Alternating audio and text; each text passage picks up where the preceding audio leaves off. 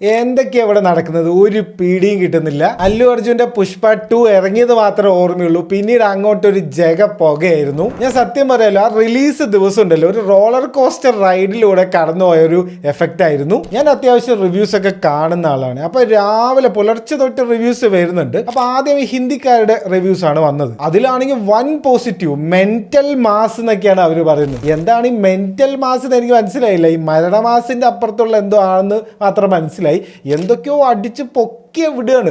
1000-2000 കോടി എത്തുന്നൊക്കെയാണ് ചിലവരൊക്കെ പറയുന്നത്. അപ്പൊ സംഭവം ഹിറ്റായി, എല്ലാവരും നല്ലത് പറയുന്നുണ്ടല്ലോ എന്ന് സമാധാനിച്ചിരിക്കുന്നു. ഒരു ഉച്ചയായപ്പോ നമ്മുടെ മലയാളത്തിലെ റിവ്യൂവേഴ്സിന്റെ ഓരോന്ന് വരാൻ തുടങ്ങി. ചേടാ, അത് നോക്കുമ്പോ എല്ലാവരും നെഗറ്റീവ് എന്നൊക്കെ പറഞ്ഞ് അമ്മാതിരി നെഗറ്റീവ് എടുത്ത് എറിയാണ് എല്ലാവരും. ചേടാ, നമ്മുടെ മലയാളികൾ മാത്രമാണല്ലോ കുറ്റം പറയുന്നത്. എന്താ സംഭവം നോക്കാൻ വേണ്ടിയിട്ട് തമിഴ്നാട്ടിൽ കുറച്ച് ആൾക്കാരുണ്ടല്ലോ റിവ്യൂ ചെയ്യുന്നത്, അതും കൂടി ഒന്ന് കാണാൻ തോന്നിട്ട് വൈകുന്നേരം അതുകൂടെ കണ്ടു. അവരും അതിൽ ഒരുപാട് കുറ്റമൊന്നും പറയുന്നില്ല. ഒരു 3.5 മണിക്കൂറുണ്ട്, അതൊന്ന് കുറച്ച് നന്നായിരിക്കും എന്നൊക്കെയാണ് അവർ പറയുന്നത്. എന്തായിരിക്കും നമുക്ക് മാത്രം ഈ സിനിമ ഇഷ്ടപ്പെടാതിരിക്കാനുള്ള കാരണം? ഈ കുറെ ഫാൻസിന്റെ കൂടെ ഇരുന്ന് കാണുമ്പോൾ ഒരു വൈബായിരിക്കുമല്ലോ. ഇനി അതായിരിക്കോ പ്രശ്നം? അതോ ഇനി ഇതൊക്കെ പെയ്ഡ് ആയിരിക്കോ? മലയാളികൾക്ക് മാത്രം പൈസ കൊടുക്കാണ്ട് ബാക്കിയുള്ളവർക്കൊക്കെ പൈസ കൊടുത്തായിരിക്കും? അങ്ങനെയൊന്നും ഉണ്ടാവാൻ സാധ്യതയില്ല. പക്ഷെ എന്താ സംഭവം എന്ന് ഒരു പിടിയും കിട്ടുന്നില്ല. നിങ്ങൾ സിനിമ കണ്ടിട്ടുണ്ടെങ്കിൽ അതിന്റെ ജെന്യുവൻ ആയിട്ടുള്ള റിവ്യൂ കമന്റ്സിൽ ഇടുക. നമുക്ക് പുഷ്പ 2 കുറിച്ച് ഡീറ്റെയിൽ ആയിട്ട് ഒന്ന് പഠിക്കേണ്ടിയിരിക്കുന്നു.